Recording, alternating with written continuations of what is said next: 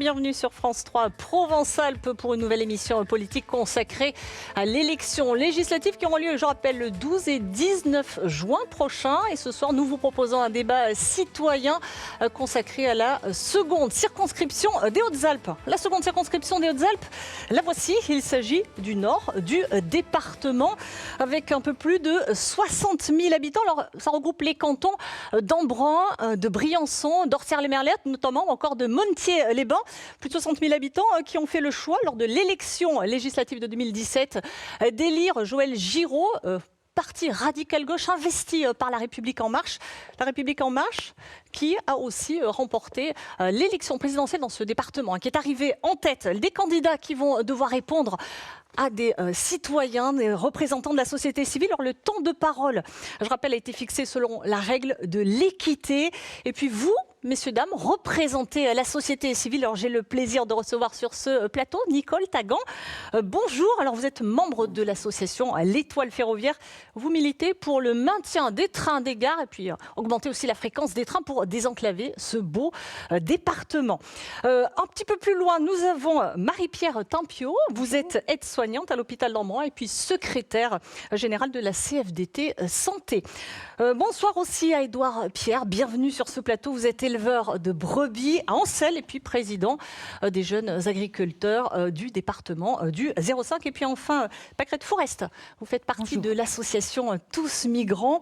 Et puis vous vous battez pour que la montagne ne devienne pas un cimetière. Bienvenue à tous. Donc je rappelle que 5 invitations ont été lancées, que le Rassemblement national, tout comme la candidate de Reconquête, n'ont pas souhaité participer à ce face-à-face. On va accueillir la première candidate. Un tirage au sort a été effectué. Il s'agit de Carole Chauvet, qu'on va demander, voilà, qui nous rejoint, investie par les Républicains. Bonjour à vous, bienvenue. Alors, je rappelle que vous êtes conseillère départementale du canton d'Embrun et aussi conseillère municipale de Crau. Alors, je me tourne vers Marie-Pierre Timpiot.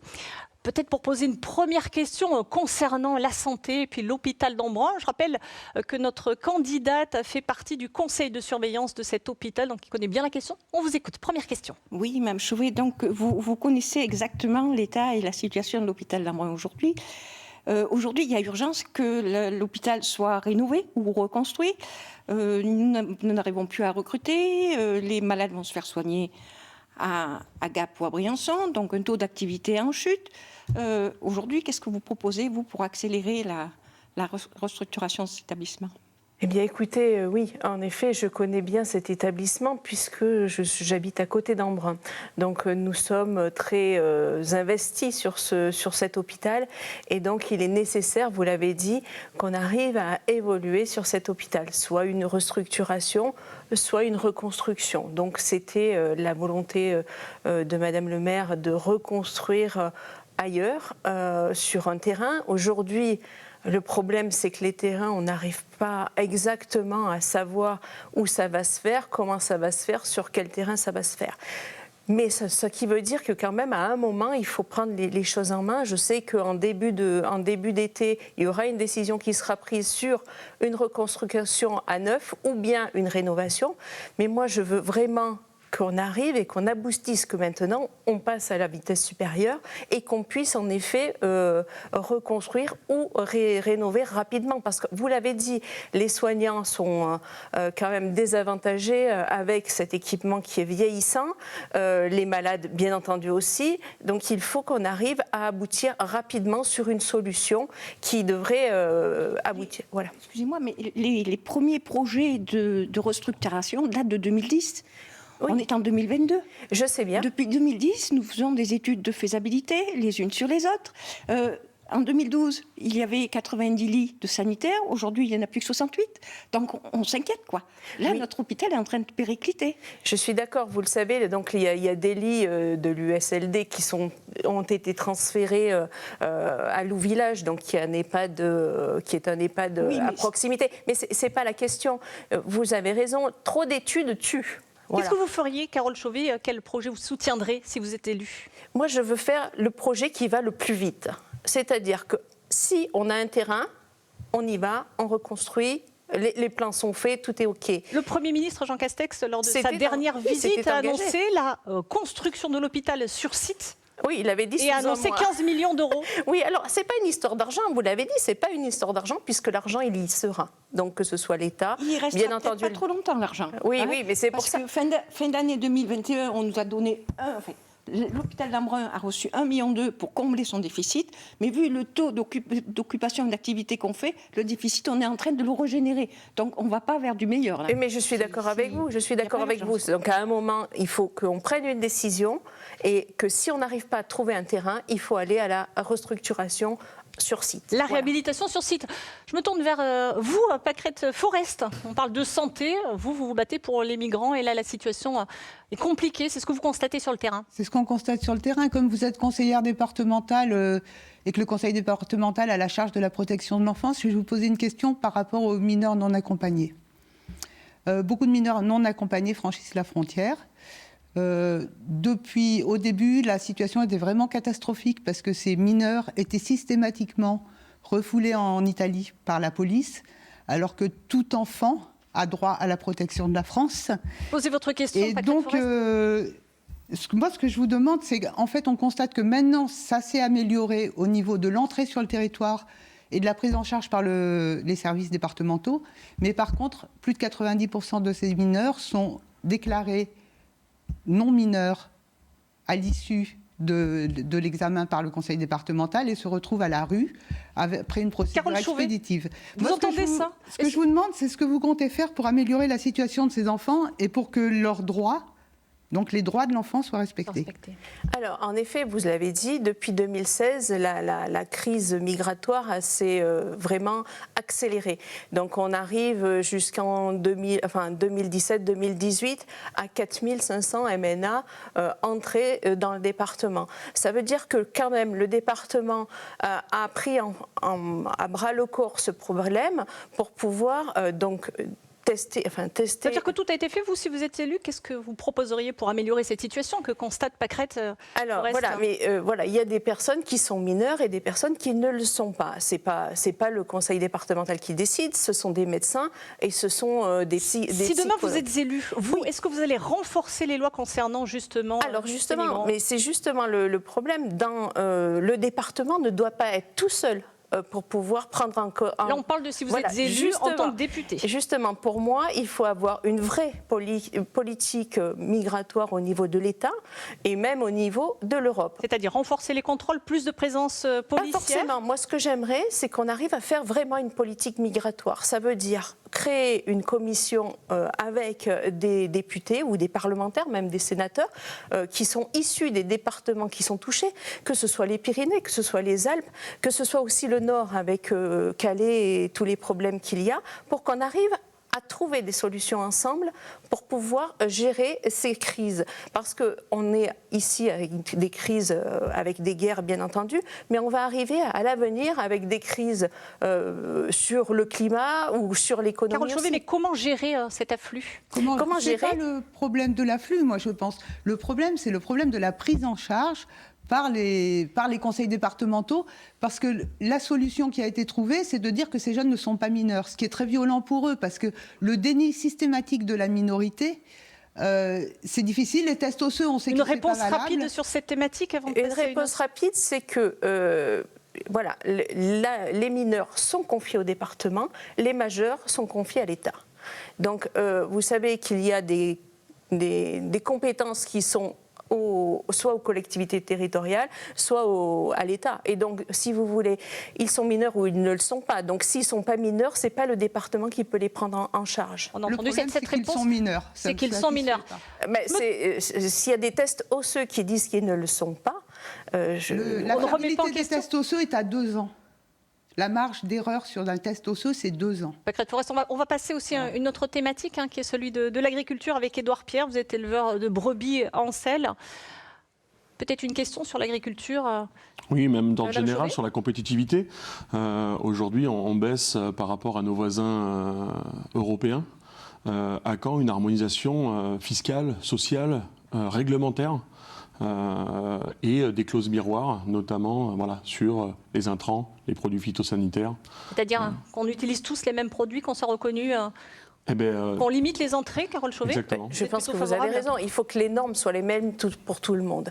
Comment comment penser, et puis on le constate tous les jours, que des fraises d'Espagne soient les mêmes que les fraises de France. Donc voilà, il faut que les normes soient les mêmes pour tout le monde, que les produits phytosanitaires soient interdits soit sur toute l'Europe, soit autorisés sur toute l'Europe. Donc c'est pas le but, bien entendu. Il faut que notre sécurité alimentaire soit de plus en plus importante. Pour moi, c'est important. Il faut réglementer. Réglementer, mais au niveau européen, justement.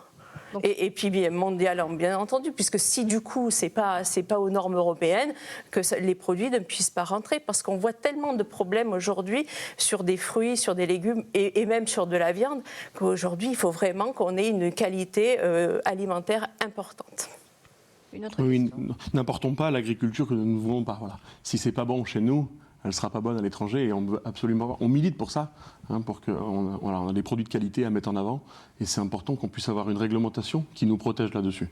Au-delà de la réglementation, une autre question peut-être ? Oui, on peut rebondir aussi sur le foncier. Aujourd'hui, on sait l'artificialisation des sols. On était à 70% de terres arables dans les années 70, on est à 50% aujourd'hui. Qu'est-ce que vous comptez faire justement pour protéger le foncier agricole et le rendre accessible aussi aux jeunes qui s'installent ? Aujourd'hui, c'est un enjeu majeur, c'est le foncier. Alors, vous le savez, on est un territoire de tourisme, et donc le tourisme essaye de gagner sur les terres agricoles. Il faut limiter cet impact touristique ? Alors, il faut ménager les terres agricoles, tout ça, ménager le tourisme et surtout conserver l'agriculture. Nous avons sur notre beau département l'agriculture bio, la première agriculture bio de la région. Donc, on est premier en agriculture bio. Donc, il faut conserver cette qualité, comme vous l'avez dit tout à l'heure, mais surtout permettre aux jeunes de s'installer. Comment ? Et là-dessus, je prône pour ma part la formation pour la jeunesse. Alors, il faut donc du coup encourager les jeunes à aller vers les secteurs qui recrutent, que ce soit l'agriculture, puisqu'il y a beaucoup aujourd'hui d'agriculteurs qui vont partir à leur retraite dans les années qui viennent, et il faut anticiper et se dire, à tel endroit, cet agriculteur va partir, il va falloir qu'on ait quelqu'un pour le remplacer. Concrètement, comment inciter de jeunes agriculteurs à s'installer ? Eh bien, c'est ce qui s'est passé sur ma commune en particulier. Donc, il y a une ferme qui s'est vendue, et il y avait des projets en face pour le tourisme et des projets agriculture. Et donc, c'est l'agricultrice qui a pu être installée. Qui a été favorisée. Voilà. On change de sujet. Nicole Tagan, on va parler de transport. Vous avez aussi des questions. Il y a beaucoup à faire aussi dans ce département. Il y a beaucoup à faire. Et dans les premières questions évoquées par Madame Chauvet, on a parlé de compétences. Et je trouve qu'au niveau compétences, se cantonner à celle où on siège, à savoir le département, est à mon avis un petit peu léger, parce qu'en tant qu'élu départemental, vous avez une influence qui pourrait être non négligeable auprès de la région, d'autant plus qu'elle est de la même couleur politique que vous-même. Et donc, ma question principale, qui aujourd'hui est d'actualité, c'est l'augmentation des tarifs liés à la suppression de la carte ZOO 50-75 et la suppression de la carte Avantage, qui vont donc faire des tarifs prohibitifs pour le train, le TER. Donc vous, par exemple, en tant que conseillère départementale, comment avez-vous influencé ou comment avez-vous protesté sur ce sujet auprès de la région ? L'avez-vous fait, puisque nous ne l'avons pas entendu ? Et comment feriez-vous, en tant que député au niveau national, pour qu'il n'y ait pas des territoires oubliés dans les régions, puisque manifestement la région PACA s'occupe beaucoup du littoral et un petit peu moins des départements alpins. Le silence du conseil départemental sur la thématique du train est vraiment effarant. Les changements d'horaire, les suppressions de trains, Nicole Tagan, on va laisser Carole Chauvet répondre. Qu'est-ce que vous faites là-dessus ? Alors, on n'est pas sans rien faire, contrairement à ce que vous dites, puisque le conseil départemental investit sur les lignes, investit des millions sur les lignes avec les régions, que ce soit la région Aura ou que ce soit la région PACA. Donc, le conseil départemental met de l'argent. Donc, certes, ce n'est pas notre compétence, mais on y met de l'argent. Si vous êtes député, qu'est-ce que vous pourriez faire pour aujourd'hui désenclaver davantage, à offrir plus de trains ? Voilà, moi c'est surtout, je veux remettre du train, parce qu'aujourd'hui, vous le savez, il y a des trains qui circulent, mais il y a beaucoup de cars qui circulent, des cars TER, et pour moi, c'est une aberration. Je pense qu'il faut que sur le rail, on reste du rail et on ne met pas des cars qui remplacent les trains. C'est quoi ça minima ? C'est le maintien des gares ? C'est augmenter la fréquence des trains ? On remet les trains sur tous les créneaux qui sont destinés à la SNCF, puisque c'est notre opérateur. Et surtout, on fait en sorte que les gares soient rénovées pour pouvoir accueillir les voyageurs. Et surtout, on essaye d'agir sur les tarifs. En baissant peut-être la TVA, je ne sais pas, agir sur les tarifs parce que justement, c'est très cher. Dernière question. Alors, votre réponse ne me satisfait pas pleinement, puisque là, ce qui va poser un gros problème, c'est la suppression de cette carte ZOO 50-75, qui, comme son nom l'indique, permet d'obtenir 50% sur le tarif.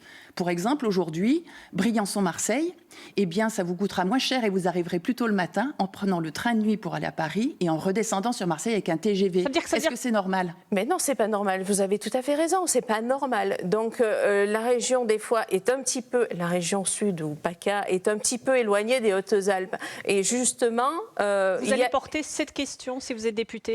Bien entendu, puisque c'est important que déjà les travailleurs puissent circuler, et puis aussi le train, c'est quand même beaucoup plus confortable que la voiture. C'est économique, plus écologique aussi. Merci Carole Chauvet, le temps s'est écoulé. Déjà.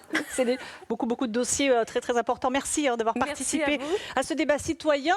On va accueillir le second candidat, Joël Giraud, qui va arriver dans quelques instants. Joël Giraud, bonjour, vous briguez un 5e mandat sous l'étiquette Renaissance, donc le parti présidentiel. Je rappelle pour les téléspectateurs que vous avez été nommé lors du précédent gouvernement secrétaire d'État en charge de la ruralité. Vous avez été ensuite ministre de la cohésion des territoires et des relations avec les collectivités.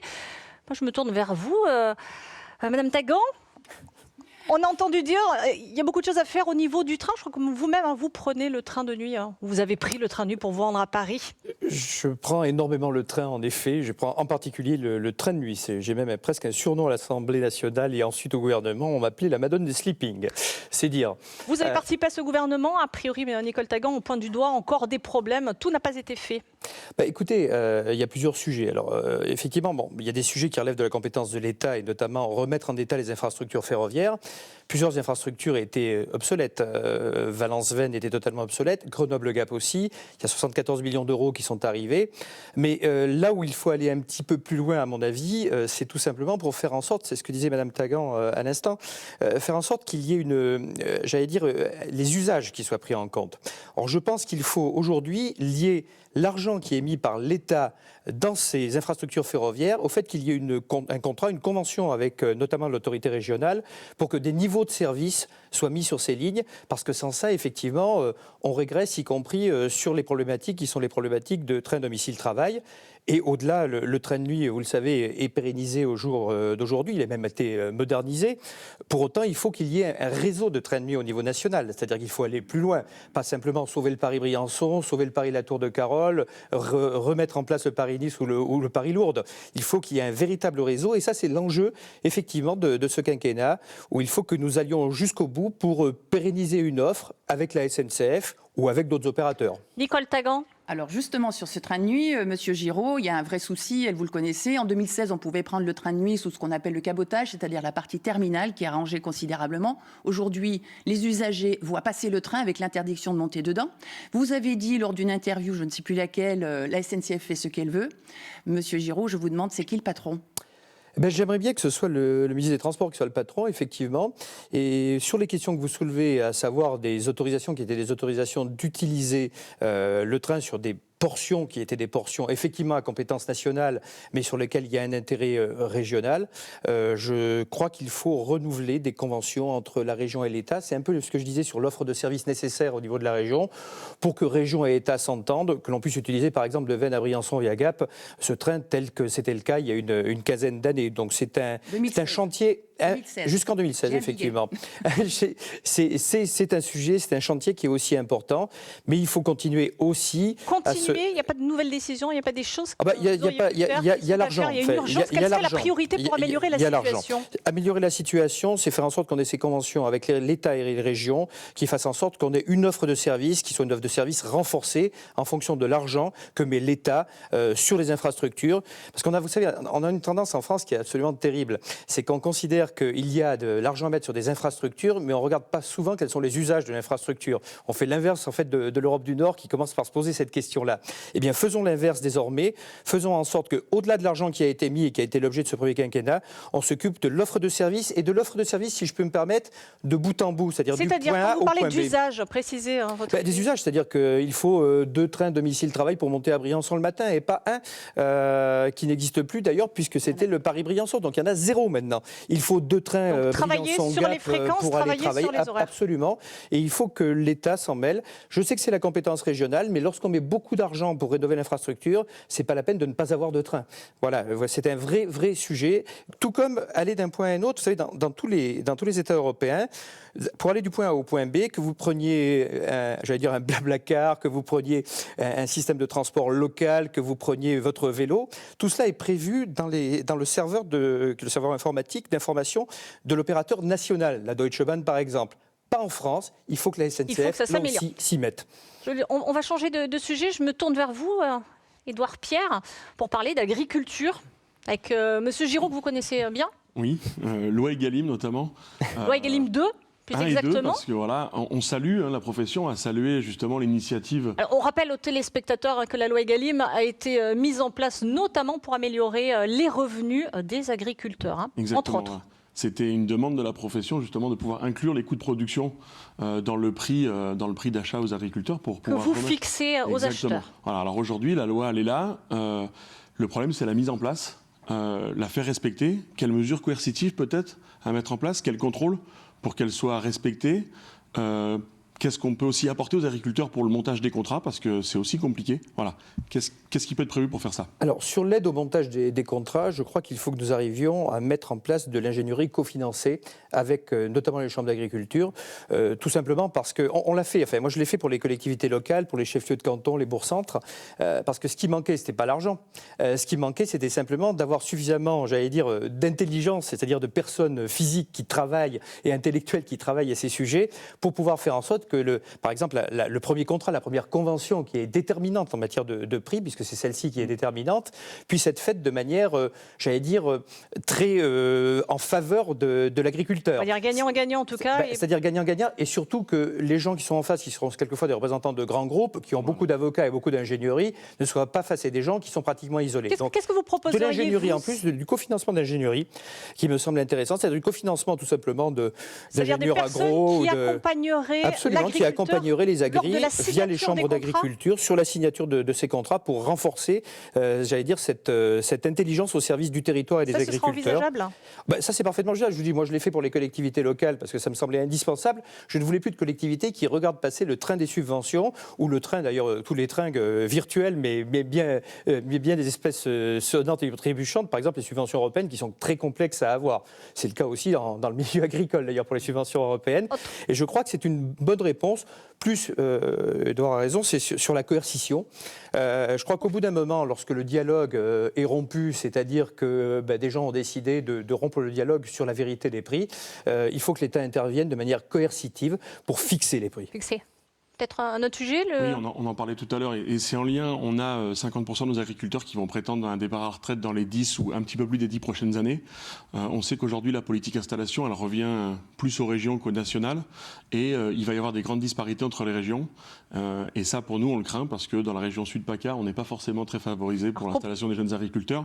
Comment on peut un petit peu harmoniser tout ça et prendre en compte aussi nos spécificités dans les Hautes-Alpes, dans les montagnes. Une réponse rapide avant qu'on passe aux autres sujets. Alors, une réponse rapide. Bon, déjà, il y a une prise en compte, puisque dans la dotation jeunes agriculteurs, la spécificité montagne est prise en compte, c'est le double des régions de plaine, par exemple. C'est vrai aussi, d'ailleurs, sur le bonus investissement, qui est important. Il y a plus de subventions parce qu'on est en zone de montagne, au sens agricole du terme. Donc, c'est déjà une première réponse. Je m'en souviens bien, puisque j'étais rapporteur général des finances lorsqu'on s'est battu pour que, justement, on augmente ces dotations. On peut aller plus loin? Donc, est-ce qu'on peut aller plus loin? Oui. On peut aller plus loin en ayant quelque chose de plus fin. Là encore, avec les chambres d'agriculture, c'est pas par hasard si j'ai fait en sorte que l'on finance finance des investissements sur la Chambre d'agriculture des Hautes-Alpes pour qu'il n'ait pas à faire d'emprunt et pour qu'il puisse mettre plus d'argent justement sur l'attractivité du territoire, c'est-à-dire attirer de jeunes agriculteurs sur notre territoire. Je crois que c'est important parce que il n'y a pas forcément, je dirais, une reproduction directe des enfants qui reprennent l'exploitation des parents. On en a donc ici il faut un inciter très bon exemple. Et je crois que pour inciter, il faut qu'il y ait une politique attractive mais globale. Parce qu'un jeune agriculteur qui s'installe, c'est à la fois la question agricole, donc la question de non-artificialisation des sols qui a été soulevée tout à l'heure, et donc la loi climat et résilience qui y répond parce qu'il faut arrêter cette artificialisation, mais c'est aussi de faire en sorte que nous ayons demain une possibilité pour ces jeunes agriculteurs venus de l'extérieur d'avoir tout, la crèche, les services publics. À proximité pour attirer aussi les jeunes agriculteurs. C'est un jeune avant tout. Joëlle Giraud, je me tourne vers Marie-Pierre Timpiot. Nous allons parler de santé.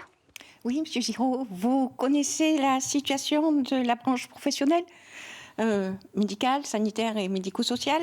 Il y a une fuite en avant de tous les soignants. On ne remplit plus les instituts de formation.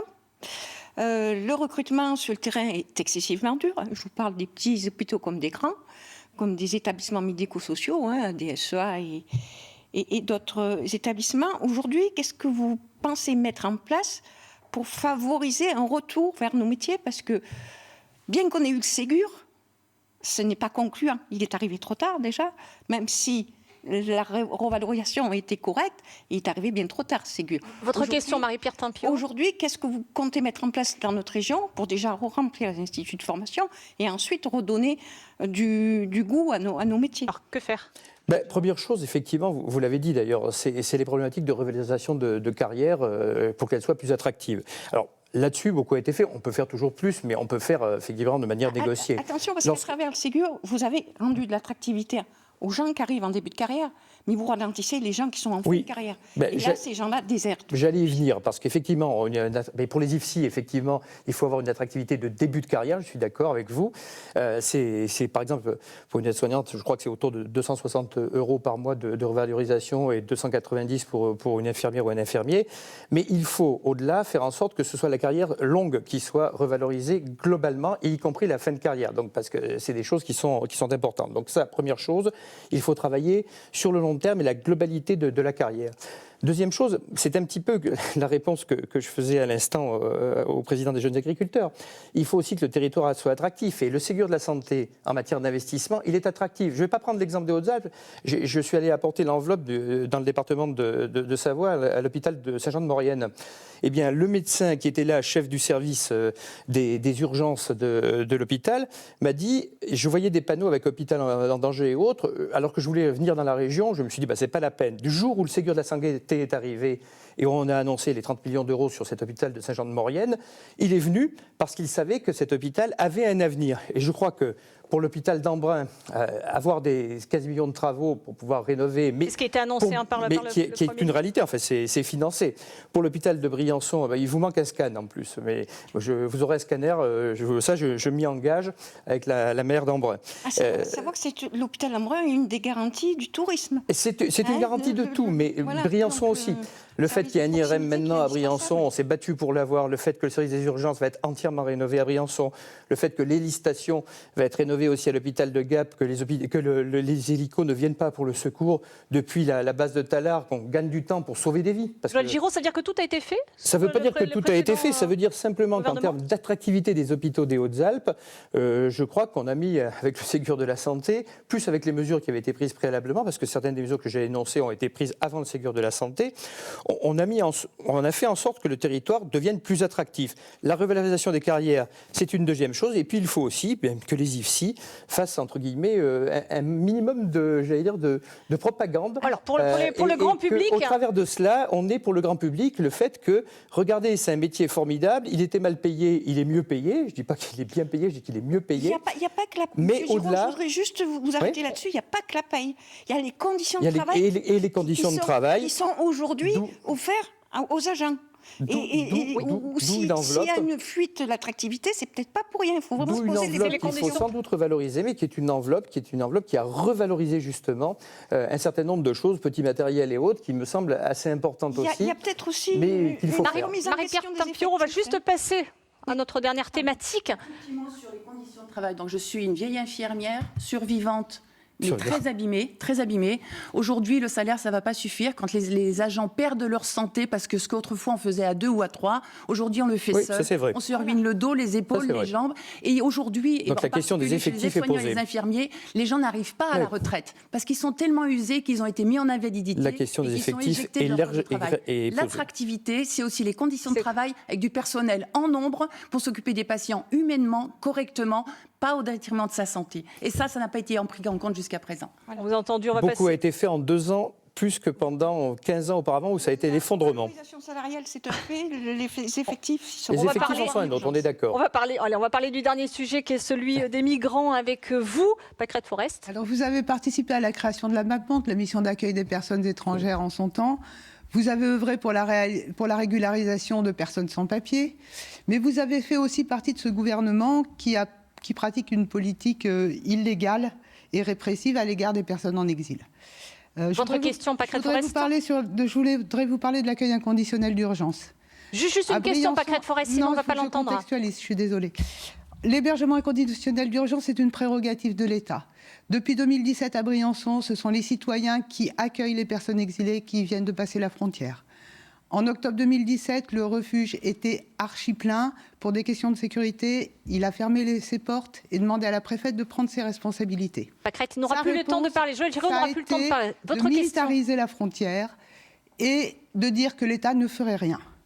Donc, je vous demande comment vous comptez faire appliquer la loi sur l'hébergement inconditionnel d'urgence. Bien. Alors, une chose, déjà, au-delà de ce que j'avais fait avec l'action de la MAPMONDE et ce que j'ai pu soutenir, je vous fais quand même observer que c'est moi qui ai amené 2 amendements qui ont été les 2 amendements les plus favorables dans les différents textes en matière de droit européen appliqué à la France, à savoir, c'est un peu complexe, mais le fait qu'on ne reconduise pas à la frontière directement, sans passer par des procédures de droit, des personnes qui sont parfois à 100, 200, 300 ou 400 km, c'est-à-dire qui sont rentrées déjà sur le territoire depuis un certain temps, parce qu'on appliquait une méthode qui était parfaitement contraire avec le droit européen. Je l'ai obtenu. J'ai obtenu aussi que le droit européen sur les personnes vulnérables soit appliqué, et c'était important puisqu'il y avait eu un certain nombre de dérapages avec des personnes enceintes notamment ou autres, et des enfants que je n'avais pas accepté. Sur ce sujet, ça n'a pas beaucoup changé à la situation. Ça n'a pas beaucoup changé. Ce sera le mot de la fin. Et sur la nécessité, le terme de militarisation de la frontière, je veux dire, il y a à l'heure actuelle des pressions migratoires aux frontières, on arrive il y a des forces de sécurité. Votre dernier mot ? C'est complètement indispensable. Mais au-delà, moi je plaide pour que justement l'accueil d'urgence sur des bassins qui sont des bassins de proximité, comme le bassin briançonnais, mais d'autres bassins également, puisse faire l'objet d'une attention plus particulière de l'État. Merci. Je l'ai toujours fait et je continuerai. Merci Joël Giraud. Je crois que vous avez été entendu. C'est un vaste débat. Je comprends cette passion. On va accueillir notre dernière candidate. Merci à vous, Joël Giraud. Capucine Mounal. Venez, je vous en prie. Bonsoir. Bonjour, bienvenue. Alors, je rappelle que vous êtes de la France Insoumise et vous représentez la nouvelle Union populaire écologique et sociale. Alors, je me tourne. On va continuer à parler peut-être des migrants avec Pâquerette Forest. On va rester sur notre fin. D'accord. Donc, vous êtes briançonnaise et vous connaissez bien la situation des personnes exilées qui arrivent sur le Briançonnais. Moi, je voudrais parler du renouvellement du contrôle aux frontières. Parce qu'en fait, depuis 2015, la France renouvelle tous les 6 mois le contrôle aux frontières intérieures. Ce qui est illégal et qu'on dénonce depuis longtemps. Ces contrôles font que les personnes prennent des itinéraires de plus en plus dangereux et s'exposent de plus en plus. Depuis 2015, on compte 7 personnes décédées, 2 personnes disparues, une bonne dizaine de blessés très graves, accidentés à vie, des centaines de blessés plus légers. Le renouvellement du contrôle aux frontières, il est illégal, comme vient de le confirmer la décision de la Cour de justice de l'Union européenne au mois d'avril. Allez à votre question, sinon on n'aura plus le temps de parler. Qu'est-ce que vous comptez faire pour que ces dispositions européennes soient respectées ? Alors, d'ailleurs, je suis d'accord avec vous sur ce que vous dites. Je m'entends un peu parler. Et c'est vrai qu'en fait, il y a déjà un pays européen qui a été repris sur cette question-là, et pas la France. Donc en fait, il y a une grosse disparité entre les pays et il faut le faire respecter aussi en France.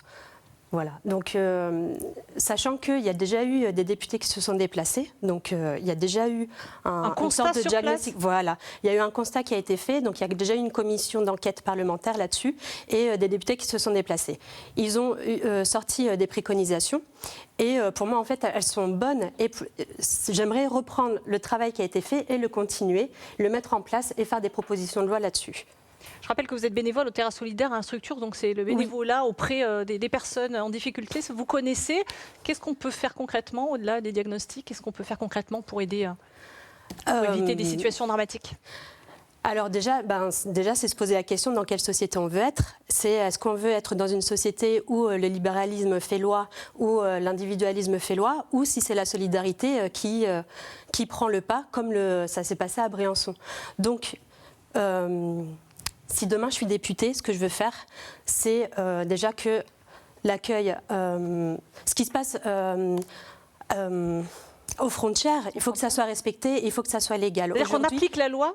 Il faut appliquer la loi. Aujourd'hui, ce n'est pas respecté. Pareil pour l'accueil. Il faut qu'il soit plus digne parce qu'aujourd'hui, en fait, on se retrouve avec des personnes qui sont dehors, des familles qui sont séparées parce que la femme enceinte, elle est prise en charge à l'hôpital et le père et les enfants, ils sont rebootés en Italie. Ça, c'est inacceptable. Je ne veux plus voir ça à Briançon ou ailleurs en France. Vous êtes élu, donc vous éviterez, vous essayerez d'appliquer les lois européennes. Vous avez été entendu. On va parler d'agriculture maintenant avec vous. Attendez, j'ai pas fini parce que il faut déjà que la frontière, déjà, ça soit respecté. Il faut un accueil digne et il faut aussi un couloir sécuritaire pour que les gens puissent circuler et aller dans le pays de leur choix parce qu'ils ne veulent pas rester en France. Mais voilà, ils veulent aller en Allemagne, ils veulent aller en Angleterre et il faut aussi revoir les traités de Dublin et tout ça. Alors on va parler d'agriculture. C'est aussi le respect des grands traités internationaux. Des grands traités, oui, on a compris. Respecter les lois. On va parler d'un autre domaine qui est l'agriculture, sinon on ne va pas arriver à faire le tour de nos citoyens.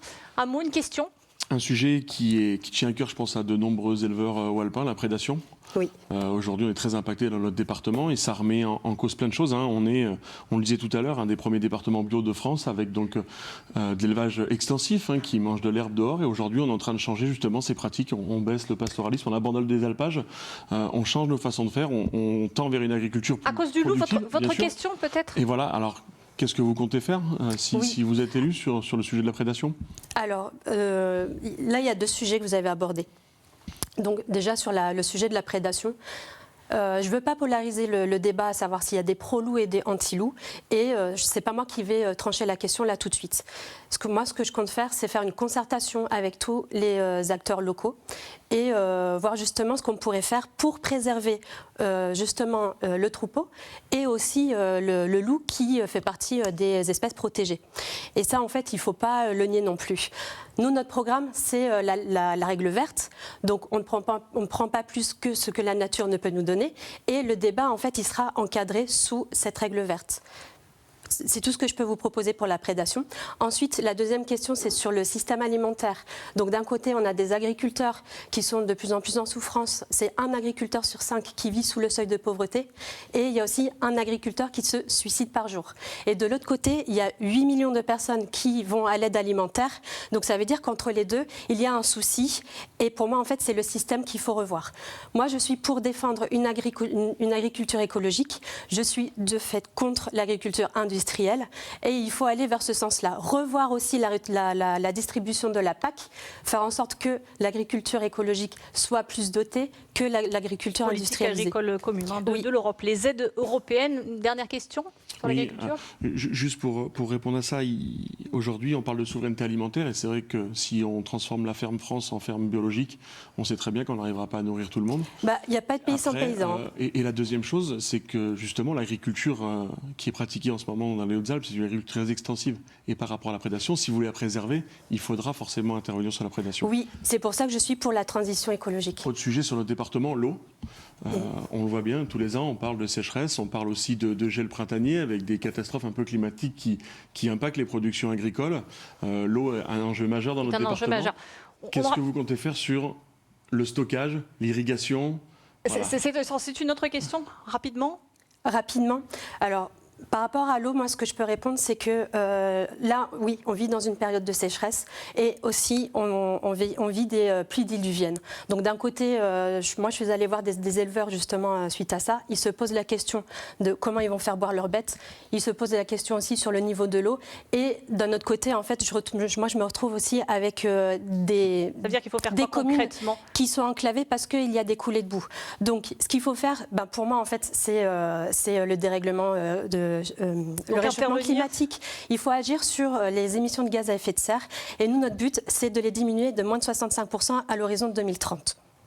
On va passer tout de suite à la santé avec vous, Marie-Pierre Timpiot. Oui, je voudrais Une question assez rapide. Je voudrais revenir vers vous. On a parlé de la fuite des soignants paramédicaux. Aujourd'hui, il y a aussi la désertion des médecins, du personnel paramédical. Oui. Vous savez aujourd'hui quand même que pour avoir une consultation chez un spécialiste dans la région de Briançon, il faut compter entre 3 mois et demi et 4 mois. Nous ne trouvons plus de dentistes. Donc, qu'est-ce que vous comptez faire pour faire revenir tous ces spécialistes sur notre département ? Alors,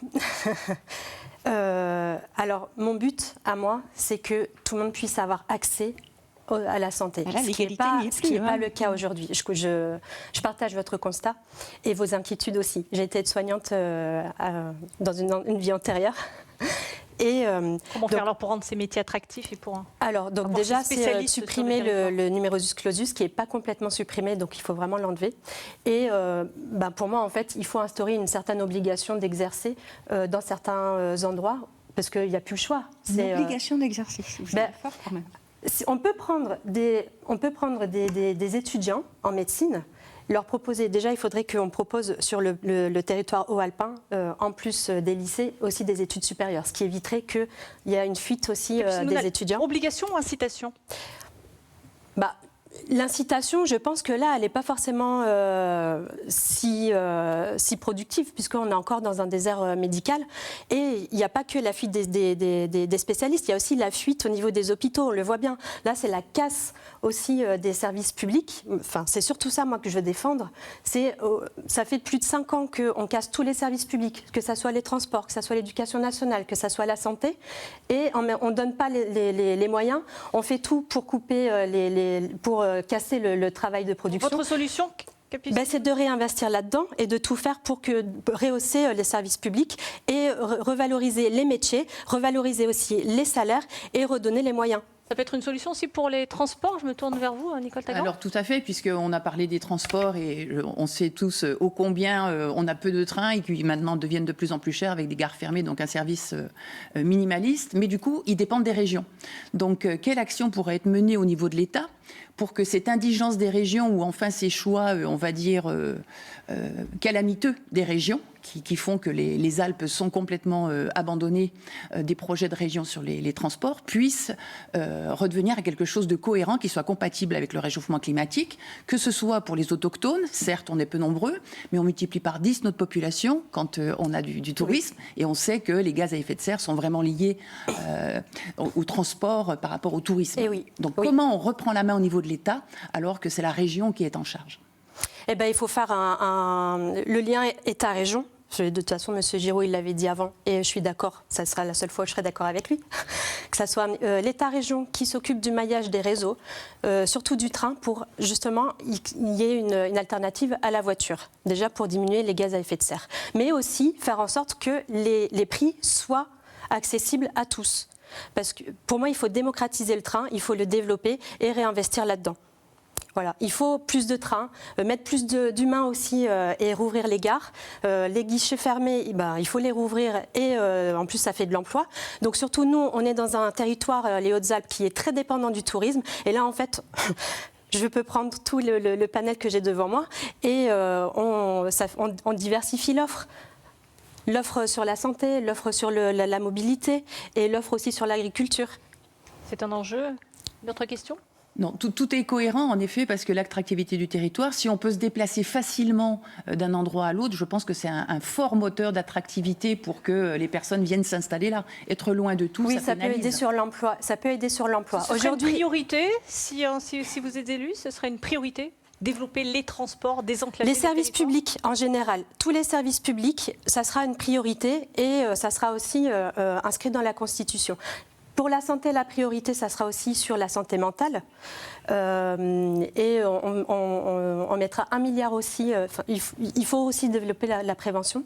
Et on mettra 1 milliard pour lutter contre les violences faites aux femmes aussi. Le territoire dont on parle ? Alors, sur le territoire d'où on est... on le voit bien, par exemple, le suppléant d'un candidat a été condamné pour violence conjugale. Donc ça, c'est un exemple. Mais c'est un exemple. Aujourd'hui, il y a des hébergements qui sont qui sont pour ces femmes mises en difficulté. Mais ça, c'est que le intervenir. début. Il faut continuer et aller plus loin. Merci encore Capucine Mounal, merci d'avoir intervenu. Merci à vous, les candidats, d'être les citoyens, d'avoir accepté de participer à ce débat. La liste de tous les candidats s'affiche. Il y a 9 candidats en liste pour devenir député. Vous le voyez tout de suite. Le débat s'achève. Donc je l'ai dit, un grand merci. Après ce débat, vous retrouverez votre émission 18h30 consacrée au Festival de Cannes. À suivre aussi votre journal local, puis votre journal régional. Très bel après-midi sur France 3.